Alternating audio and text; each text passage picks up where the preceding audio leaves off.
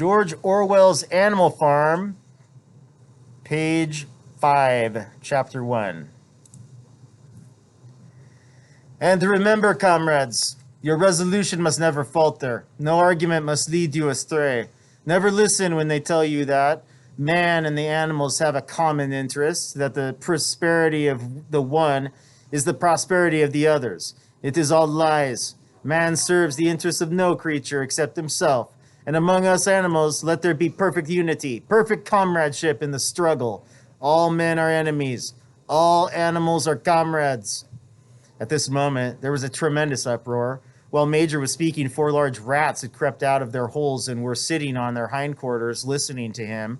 The dogs had suddenly caught sight of them, and it was only by a swift dash by their holes that the rats saved their lives. Major raised his trotter for silence.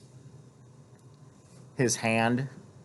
"Comrades," he said, "here's a point that must be settled. The wild creatures such as rats and rabbits, are they our friends or our enemies? Let us put it to a vote.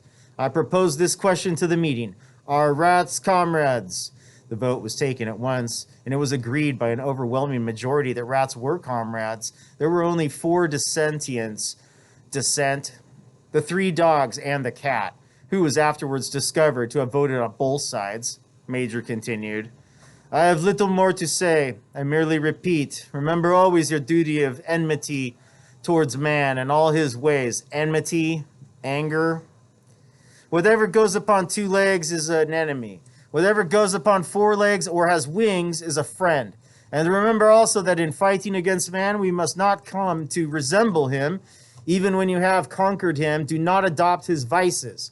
No animal must ever live in a house, or sleep in a bed, or wear clothes, or drink alcohol, or smoke tobacco, or touch money, or engage in trade.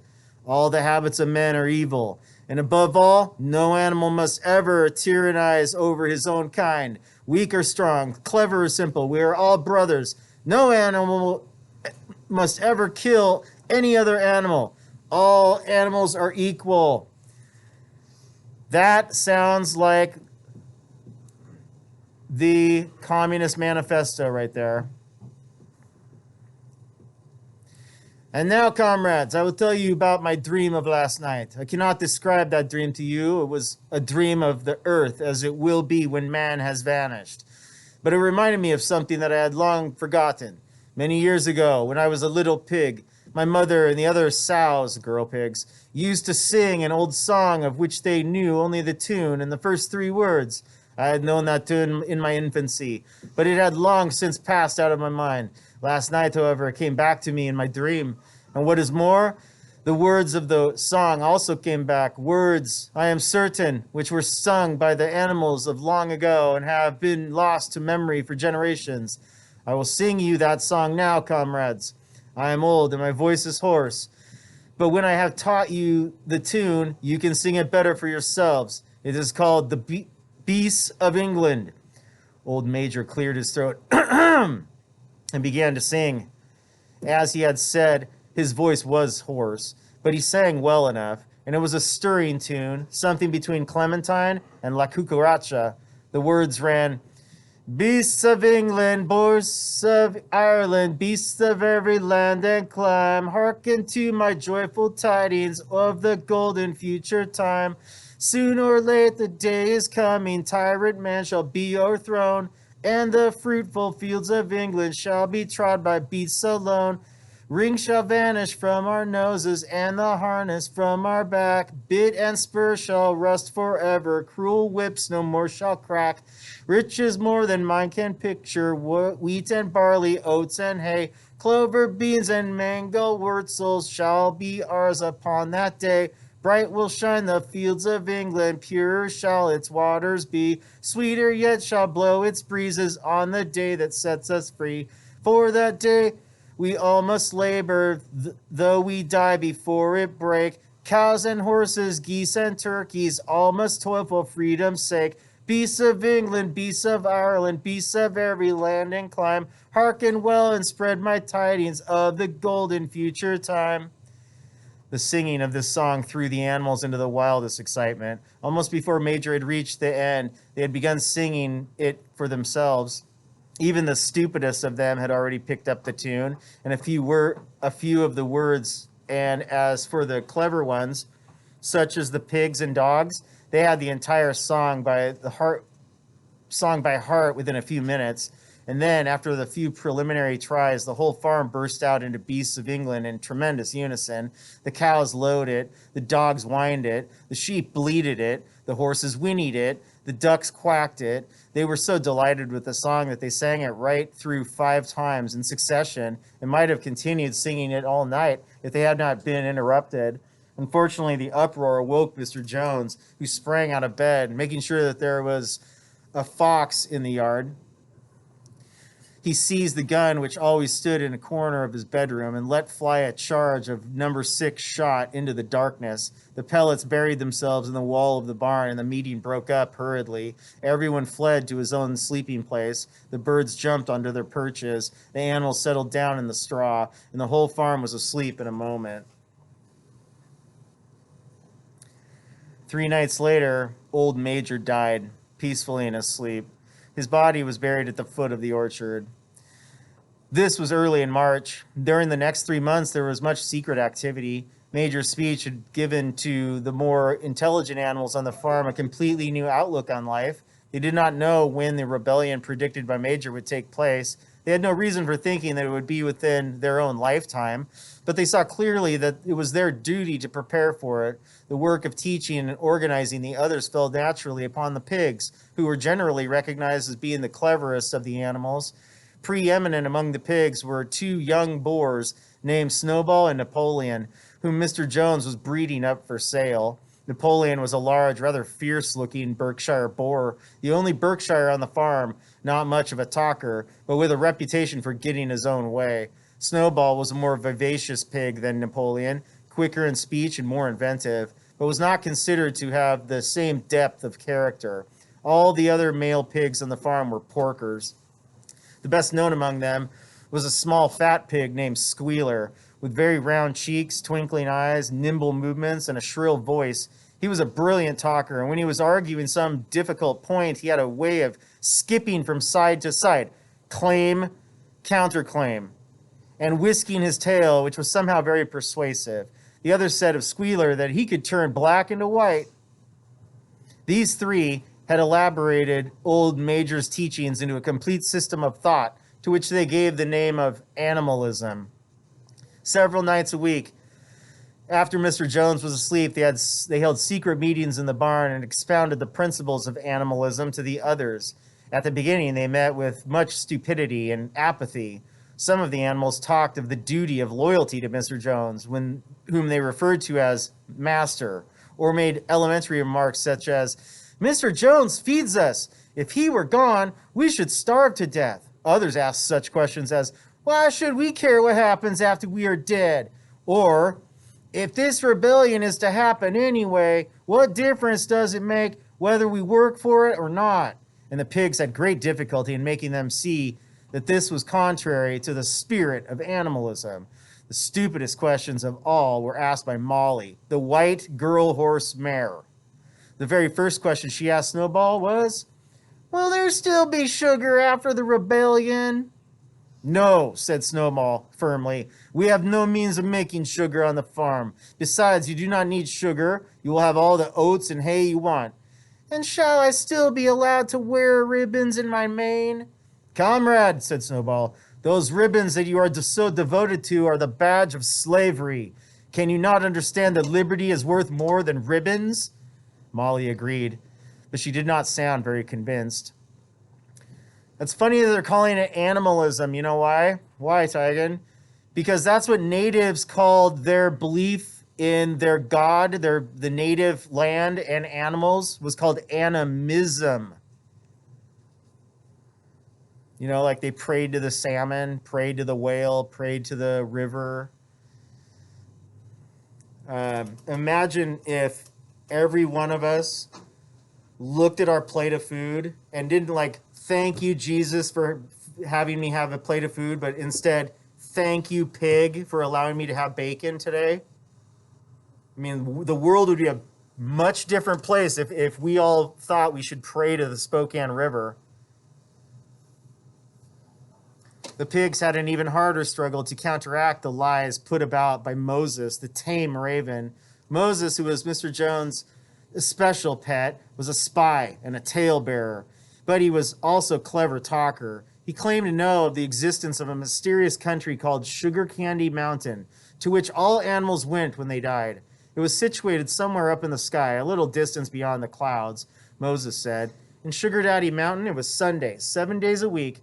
Clover was in season all year round, and lump sugar and linseed cake grew on hedges. The animals hated Moses because he told tales and did no work, but some of them believed in Sugar Candy Mountain, and the pigs had to argue very hard to persuade them that there was no such place. Their most faithful disciples were the two cart horses, Boxer and Clover. These two had great difficulty in thinking anything out for themselves, but having once accepted the pigs as their teachers, they absorbed everything that they were told and passed it on to the other animals by simple arguments. They were unfailing in their attendance at the secret meetings in the barn and led the singing of Beasts of England, with which the meetings always ended. Now, as it turned out, the rebellion was achieved much earlier and more easily than anyone had expected in past years. In past years, Mr. Jones, although a hard master, had been a capable farmer, but of late he had fallen on evil days. He'd become much disheartened after losing money in a lawsuit and had taken to drinking more than was good for him. For whole days at a time, he would lounge in his Windsor chair in the kitchen, reading the newspapers, drinking, and occasionally feeding Moses on crusts of bread soaked in beer. His men were idle and dishonest. The fields were full of weeds. The buildings wanted roofing. The hedges were neglected, and the animals were underfed. June came, and the hay was almost ready for cutting.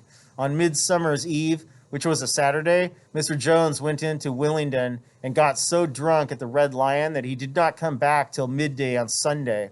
The men had milked the cows in the early morning and then had gone out rabbiting without bothering to feed the animals. When Mr. Jones got back, he immediately went to sleep on the drawing room sofa with the news of the world over his face, so that when evening came, the animals were still unfed. At last, they couldn't stand it no longer. One of the cows broke in the door of the store shed with her horn, and all the animals began to help themselves from the bins. It was just then that Mr. Jones woke up. The next moment, he and his 4 men were in the store shed with whips in their hands, lashing out in all directions. This was more than the hungry animals could bear. With one accord, though nothing of the kind had been planned beforehand, they flung themselves upon their tormentors. Jones and his men suddenly found themselves being butted and kicked from all sides. The situation was quite out of their control. They had never seen animals behave like this before, and this sudden uprising of creatures whom they were used to thrashing and maltreating just as they chose frightened them almost out of their wits. After only a moment or two, they gave up trying to defend themselves and took to their heels. A minute later, all 5 of them were in full flight down the cart track that led to the main road, with the animals pursuing them in triumph. Mrs. Jones looked out of the bedroom window, saw what was happening, hurriedly flung a few possessions into a carpet bag, and slipped out of the farm by another way. Moses sprang off his perch and flapped after her, croaking loudly. Meanwhile, the animals had chased Jones and his men out onto the road and slammed the 5-barred gate behind them. And so, almost before they knew what was happening, the rebellion had been successfully carried through. Jones was expelled, and the manor farm was theirs.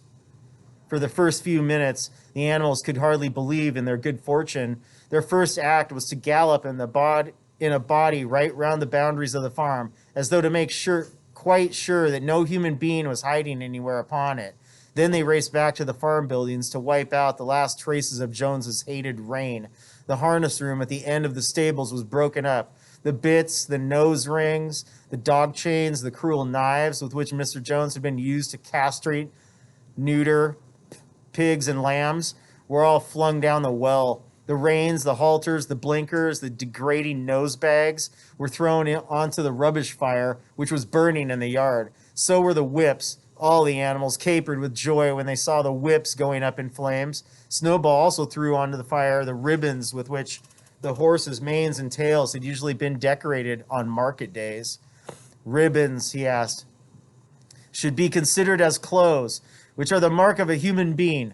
All animals should go naked. When Boxer heard this, he fetched the small straw hat which he wore in summer to keep the flies out of his ears and flung it on the fire with the rest. In a very little while, the animals had destroyed everything that reminded them of Mr. Jones. Napoleon led them back to the store shed and served out a double ration of corn to everybody, with 2 biscuits for each dog. Then they sang Beasts of England from end to end 7 times running, and after that they settled down for the night and slept as they had never slept before. But they woke at dawn as usual, and suddenly remembering the glorious thing that had happened, they all raced out into the pasture together. A little way down the pasture, there was a knoll that commanded a view of most of the farm. The animals rushed to the top of it and gazed round them in the clear morning light. Yes, it was theirs. Everything that they could see was theirs. In the ecstasy of that thought, they gamboled round and round. They hurled themselves into the air in great leaps of excitement. They rolled in the dew. They cropped mouthfuls of the sweet summer grass. They kicked up clods of the black earth and snuffed its rich scent. Then they made a tour of inspection of the whole farm and surveyed with speechless admiration the plowland, the hayfield, the orchard, the pool, the spinney. It was as though they had never seen these things before, and even now they could hardly believe that it was all their own. Then they filed back to the farm buildings and halted in silence outside the door of the farmhouse. That was theirs too, but they were frightened to go inside. After a moment, however, Snowball and Napoleon butted the door open with their shoulders, and the animals entered in single file, walking with utmost care for fear of disturbing anything. They tiptoed from room to room, afraid to speak above a whisper, and gazing with a kind of awe at the unbelievable luxury, at the beds with their feather mattresses, the looking glasses, the kind of awe at the looking glasses, the horsehair sofa, the Brussels carpet, the lithograph of Queen Victoria over the drawing room mantelpiece. They were lust coming down the stairs when Molly was discovered to be missing. Going back, the others found that she had remained behind in the best bedroom. She had taken a piece of blue ribbon from Mrs. Jones' dressing table and was holding it against her shoulder and admiring herself in the glass in a very foolish manner. The others reproached her sharply, and they went outside. Some hams hanging in the kitchen were taken out for burial, and the barrel of beer in the scullery was stove in with a kick from Boxer's hoof. Otherwise, nothing in the house was touched. A unanimous resolution was passed on the spot that the farmhouse should be preserved as a museum. All were agreed that no animal must ever live there. The animals had their breakfast, and then Snowball and Napoleon called them together again. "Comrades," said Snowball, "it is 6:30, and we have a long day before us. Today we begin the hay harvest. But there is another matter that must be attended to first."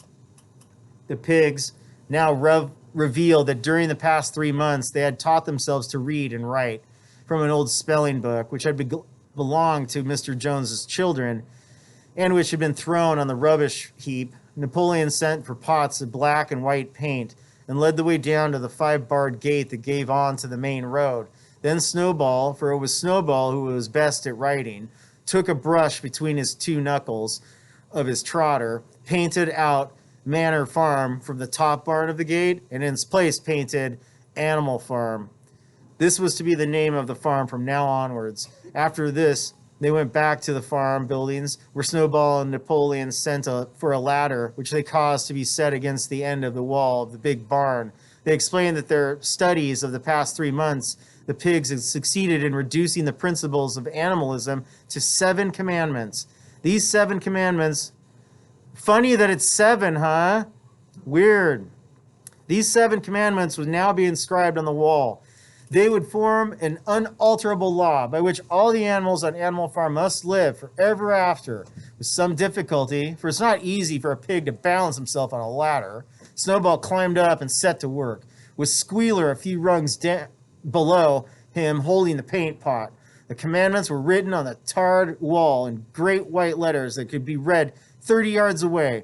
They ran thus: "The 7 commandments. 1. Whatever goes upon 2 legs is an enemy. 2. Whatever goes upon 4 legs or has wings is a friend. 3. No animal shall wear clothes. 4. No animal shall sleep in a bed. 5. No animal shall drink alcohol. 6. No animal shall kill any other animals. 7. All animals are equal.